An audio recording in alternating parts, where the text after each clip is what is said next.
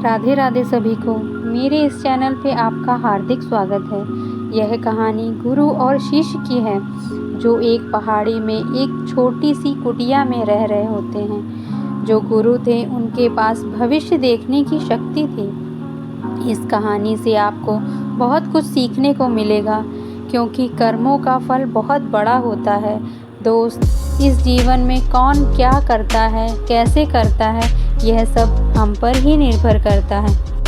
कहानी सुनने से पहले अपना थोड़ा सा समय निकालकर मेरे इस चैनल को सब्सक्राइब कर लें और कमेंट बॉक्स में बताएं कि आपको ये कहानी कैसी लगी। तो शुरू करते हैं आज की कहानी। एक पहाड़ पर एक कुटिया थी और उस कुटिया पर एक गुरु और उनका शिष्य रहा करते थे और उस गुरु को बहुत ही सिद्धियां प्राप्त थीं और उनकी सिद्धियां हर जगह प्रसिद्ध थीं। वह वहाँ के लोगों में इतनी ज़्यादा प्रचलित थे कि लोग उनकी शक्तियों से भली भांति परिचित थे। वह ध्यान में बहुत ही ज़्यादा लीन रहते थे। कई बार वह 2-2, 3-3 दिनों तक ध्यान में बैठे रहते थे और वह कुछ खाते पीते भी नहीं थे। उनके ध्यान की शक्ति की खास बात यह थी कि वह ध्यान करते करते भविष्य देखने में सक्षम थे।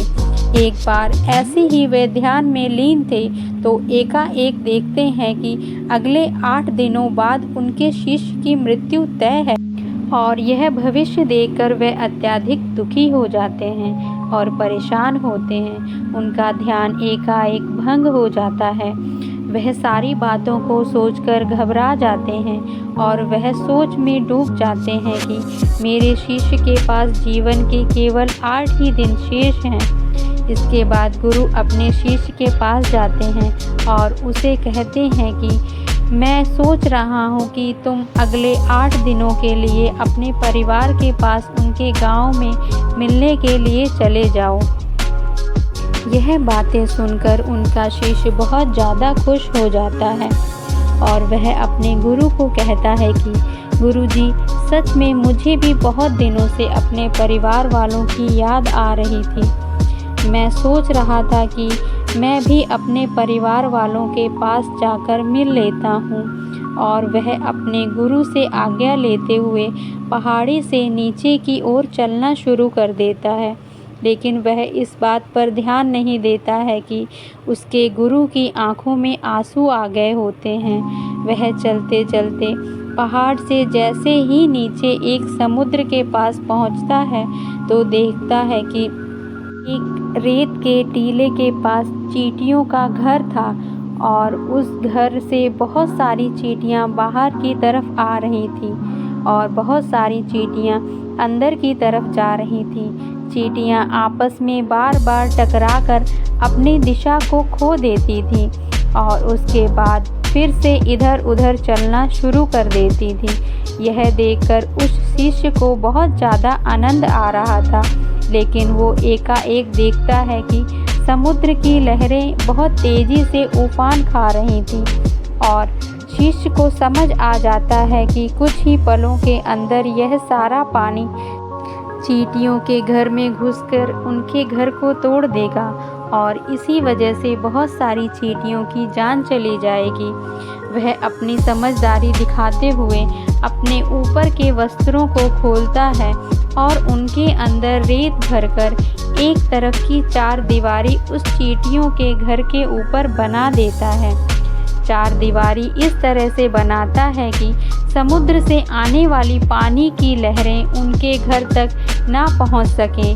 साथ ही साथ वह अपनी समझदारी दिखाते हुए एक तरफ की नाली बनाता है जिसकी वजह से वह समुद्र की तरफ से आने वाले पानी उस नाली में बहकर दोबारा समुद्र में जा सके। इस समझदारी की वजह से वह बहुत सारी चींटियों की जान बचा लेता है और आने वाली एक नाव में बैठकर अपने घर की ओर समुद्र पार करके निकल जाता है। वह अपने परिवार के पास जाता है और उसे पता भी नहीं चलता कि कैसे समय गुजर जाता है। वह अपना सामान बांधकर सोचता है कि अगले दिन मैं अपने गुरु के पास चला जाऊंगा। अगले ही दिन सुबह सुबह वह अपने गुरु के पास जाने के लिए निकल जाता है। वहाँ उसके गुरु कुटिया में बहुत ही ज़्यादा दुखी होते हैं। उनको लगता है कि उनके शिष्य के 8 दिन पूरे हो गए हैं, अब तक तो मेरा शिष्य इस दुनिया को छोड़कर जा चुका होगा। वह गुरु उसके दुख में होते हैं कि एकाएक वह देखते हैं कि कोई मनुष्य उनकी कुटिया की ओर आ रहा है। वह जब ढंग से देखते हैं तो उनको पता चलता है कि यह तो उन्हीं का शिष्य है जो उनकी ओर चला आ रहा है। वह दौड़कर एकाएक अपने शिष्य को गले लगा लेते हैं और अपने शिष्य का हालचाल पूछते हैं और शिष्य यह देखकर चौंक जाता है। गुरु को समझ नहीं आता कि कैसे उनका देखा हुआ भविष्य गलत हो गया। वह अपने शिष्य से पूछते हैं कि बेटा तुमने इन 8 दिनों में क्या क्या किया। शिष्य अपने परिवार के साथ बिताए हुए सारे पलों के बारे में बता देता है, लेकिन उसके गुरु को ऐसा कुछ भी इन 8 दिनों में खास नहीं लगा। फिर शिष्य कहता है कि मैं आपको एक बात बताना भूल गया, जब इस पहाड़ी से मैं नीचे समुद्र की ओर गया था तब मैंने ऐसी ही एक चींटियों की जान बचाई थी। उसके बाद गुरु समझ जाते हैं कि उसके कर्मों की वजह से ही वह शिष्य बच पाया था और गुरु एकाएक कहते हैं कि कर्म जरूर लौट कर आते हैं। तो साथियों, इस कहानी से हमें यह सीख मिलती है कि जीवन में हमेशा ऐसे कर्म करो जो कि कभी लौट कर भी आए तो आपका भला ही करें। हमारे कर्म हमेशा लौट कर वापस जरूर आते हैं। तो हमेशा ध्यान रखें, किसी का भी बुरा ना सोचें, ना ही किसी का बुरा करें। सबका भला सोचें और यदि कोई बुरा करता है तो उसको भगवान के भरोसे छोड़ दें, क्योंकि भगवान कभी ना कभी तो एक दिन सबका कर्म जरूर लौटाते हैं।